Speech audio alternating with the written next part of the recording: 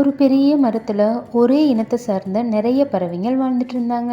அவங்க எந்த ஒரு தொந்தரவும் இல்லாமல் நிம்மதியாக வாழ்ந்துட்டு இருந்தாங்க.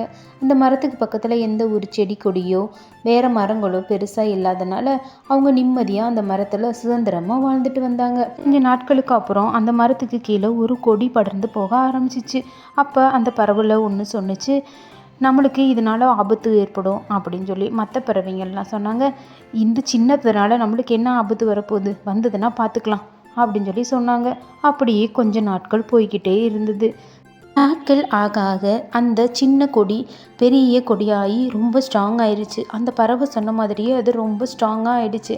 அப்போவும் அந்த பறவை சொன்னிச்சு, நான் சொன்னது நடந்துருச்சு பற்றியா, இதனால் நம்மளுக்கு ஏதோ ஆபத்து ஏற்பட போகுது அப்படின்னு. இதனால் ஒன்றும் ஆகாது, வா நம்ம பார்த்துக்கலாம் அப்படின்னு மற்ற பறவைகள் சொல்கிறது எதுவுமே கேட்கல.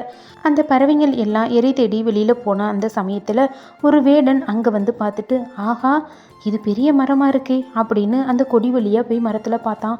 அதில் கூடுகள் இருக்கிறத பார்த்துட்டு நிறைய நம்மளுக்கு பறவைகள் கிடைக்க போகுது அப்படின்னு ரொம்ப சந்தோஷப்பட்டான். அவன் நினச்ச மாதிரியே ஒரு வலையையும் அதில் விரித்து வச்சுட்டு அங்கேருந்து நம்ம போயிடலாம், நைட்டு ஃபுல்லாக அதில் மாட்டிக்கிட்டு இருக்கட்டும், எல்லா பறவைகளையும் காலையில் வந்து நாம் பிடிச்சி நம்ம விற்பனை செஞ்சிடலாம் அப்படின்னு நினச்சிட்டு அவன் அந்த வலையை போட்டுட்டு அங்கேருந்து போயிட்டான். மறுநாள் காலையில் அவன் வந்து பார்த்தப்ப அந்த பறவைங்கள் எல்லாம் அந்த வலைக்குள்ளே மாட்டிக்கிட்டு இருந்தது. ஆகா நம்ம நினச்ச மாதிரியே இது நடந்துருச்சு அப்படின்னு அவன் சந்தோஷப்பட்டான். வலையில் மாட்டிக்கிட்டு இருந்த பறவைங்கள் எல்லாம் பயங்கரமாக கத்த ஆரம்பிச்சிச்சு. அச்சச்சோ நம்ம இப்படி மாட்டிக்கிட்டோமே, நம்மளை யார் காப்பாற்றுவாங்க அப்படின்னு. அப்போ அதிலிருந்து அந்த பெரிய பறவை சொன்னிச்சு, நான் முன்னாடியே சொன்னேன் இல்லையா அந்த கொடியை பறிச்சிடலான்னு, நீங்கள் ஏதாவது கேட்டிங்களா, இப்போ பாருங்கள் மாட்டிக்கிட்டோம், ஒன்றும் செய்ய முடியாது அப்படின்னு சொல்லி சொன்னிச்சு. நாங்கள் உங்கள் பேச்சை கேட்குறோம், இனி என்ன பண்ணுறதுன்னு சொல்லுங்கள் அப்படின்னு மற்ற பறவைகள் சொன்னாங்க. சரி நான் சொல்கிற மாதிரி செய்யுங்க, அந்த வேடன் நம்மளையே மரத்துலேருந்து கீழே வலையோடு எடுக்கிறப்ப நீங்கள் எல்லா பேரும் செத்த மாதிரி ஆக்ட் பண்ணுங்க. அப்புறமேட்டுக்கு அவன் வலையை எடுத்ததுக்கப்புறம் வேகமாக பறந்து நம்ம இந்த இடத்துல இருந்து தப்பிச்சிடலாம், இல்லாட்டி அவன் இந்த இடத்த விட்டு போயிடுவான் அப்படின்னு சொன்னிச்சு.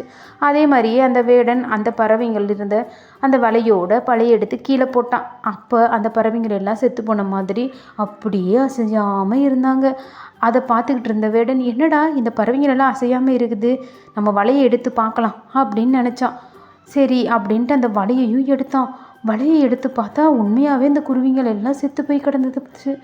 அவனுக்கு ஒரே ஷாக் ஆகிடுச்சு. என்னடா நம்ம இவ்வளோ தூரம் பிடிச்சி இதை உயிரோடு எடுக்க முடியலையே, உயிரோடு இருந்தால் தானே நம்மளுக்கு லாபம் கிடைக்கும், இது வேஸ்ட்டு தான், இந்த 5 பறவையை நம்ம இங்கேயே விட்டுட்டு போகிறது தான் நம்மளுக்கு நல்லது அப்படின்னு அங்கேயே விட்டுட்டு அவன் போயிட்டான். அவன் அந்த சைடு போன அடுத்த நிமிஷமே எல்லா குருவிங்களும் எழுந்து உக்காந்துட்டாங்க.